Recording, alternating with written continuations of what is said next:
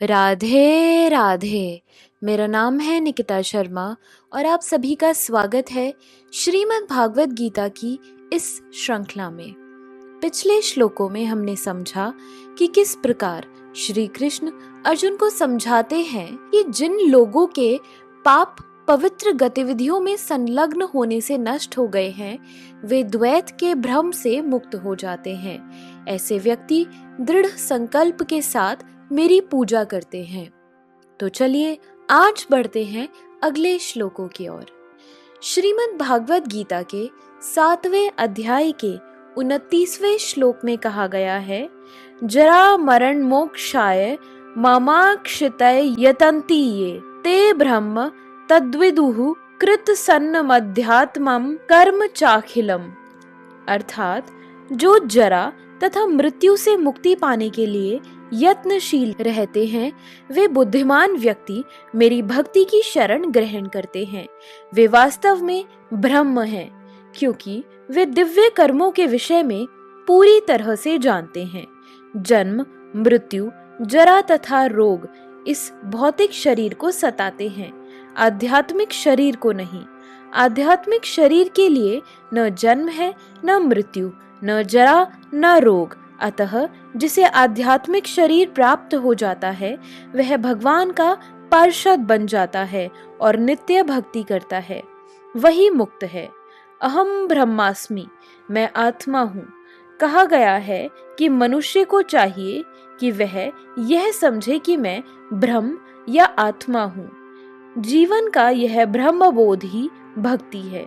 जैसा कि इस श्लोक में कहा गया है, शुद्ध भक्त ब्रह्म पद पर आसीन होते हैं और वे दिव्य कर्मों के विषय में सब कुछ जानते रहते हैं। भगवान की दिव्य सेवा में रत रहने वाले 4 प्रकार के अशुद्ध भक्त हैं, जो अपने अपने लक्ष्यों को प्राप्त करते हैं और भगवत कृपा से जब वे पूर्णतया कृष्ण भावना भावित हो जाते हैं तो परमेश्वर की संगति का लाभ उठाते हैं। किंतु देवताओं के उपासक कभी भी भगवत धाम नहीं पहुंच पाते। यहाँ तक कि अल्पज्ञ ब्रह्मभूत व्यक्ति भी कृष्ण के परम धाम गोलोक वृंदावन को प्राप्त नहीं कर पाते। केवल ऐसे व्यक्ति जो कृष्ण भावनामृत में कर्म करते हैं, माम आश्रित्य, वे ही ब्रह्म कहलाने के अधिकारी होते हैं, क्योंकि वे सचमुच ही कृष्ण धाम पहुंचने के लिए प्रयत्नशील रहते हैं।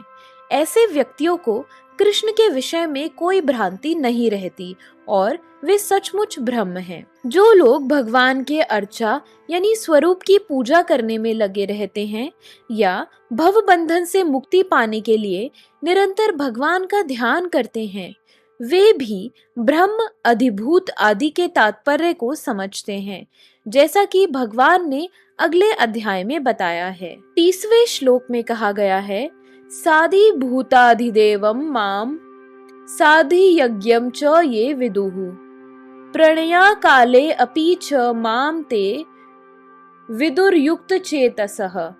अर्थात जो मुझ परमेश्वर को मेरी पूर्ण चेतना में रहकर मुझे जगत का, देवताओं का तथा समस्त यज्ञ विधियों का नियामक जानते हैं, वे अपनी मृत्यु के समय भी मुझ भगवान को जान और समझ सकते हैं। कृष्ण भावनामृत में कर्म करने वाले मनुष्य कभी भी भगवान को पूर्णतया समझने के पथ से विचलित नहीं होते। कृष्ण भावनामृत के दिव्य सानिध्य से मनुष्य यह समझ सकता है कि भगवान किस तरह भौतिक जगत तथा देवताओं तक के नियामक हैं। धीरे धीरे ऐसी दिव्य संगति से मनुष्य का भगवान में विश्वास बढ़ता है। अतः मृत्यु के समय ऐसा कृष्ण भावना भावित व्यक्ति कृष्ण को कभी भुला नहीं पाता। अतएव वह सहज ही भगवत धाम गोलोक वृंदावन को प्राप्त होता है। यह 7वां अध्याय विशेष रूप से बताता है कि कोई किस प्रकार से पूर्णतया कृष्ण भावना भावित हो सकता है। कृष्ण भावना का शुभारंभ ऐसे व्यक्तियों के सानिध्य से होता है जो कृष्ण भावना भावित होते हैं।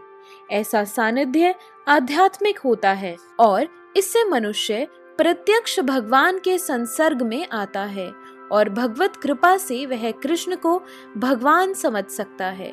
साथ ही वह जीव के वास्तविक स्वरूप को समझ सकता है और यह समझ सकता है कि किस प्रकार जीव कृष्ण को भुलाकर भौतिक कार्यों में उलझ जाता है। सत्संगति में रहने से, कृष्ण भावना के क्रमिक विकास से जीव यह समझ सकता है कि किस प्रकार कृष्ण को भुलाने से वह प्रकृति के नियमों द्वारा बद्ध हुआ है। वह यह भी समझ सकता है कि यह मनुष्य जीवन कृष्ण भावनामृत को पुनः प्राप्त करने के लिए मिला है, अतः इसका सदुपयोग परमेश्वर की अहेतु की कृपा प्राप्त करने के लिए करना चाहिए।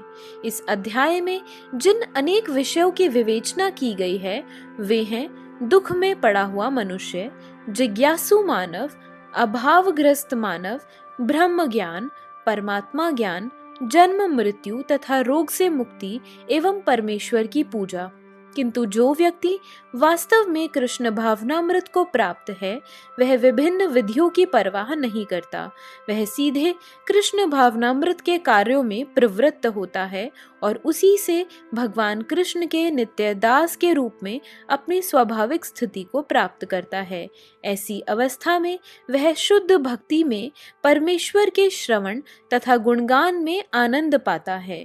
उसे पूर्ण विश्वास रहता है कि ऐसा करने से उसके सारे उद्देश्यों की पूर्ति होगी। ऐसी दृढ़ श्रद्धा दृढ़ व्रत कहलाती है और यह भक्ति योग या दिव्य प्रेमा भक्ति की शुरुआत होती है।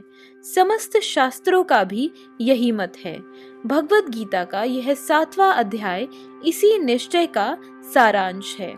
तो इसी के साथ हमारी श्रीमद् भागवत गीता के 7वें अध्याय के श्लोक समाप्त होते हैं। अगर आप सभी लोग श्रीमद् भागवत गीता की इस श्रृंखला में हमारे साथ हैं तो हमें अपने विचार कमेंट सेक्शन में जरूर बताएं और इस वीडियो को और इस श्रृंखला को अपने परिवारजनों और मित्रगणों के साथ जरूर शेयर करें, क्योंकि ये सुंदर ज्ञान किसी के भी जीवन को पूर्णतया बदल सकता है।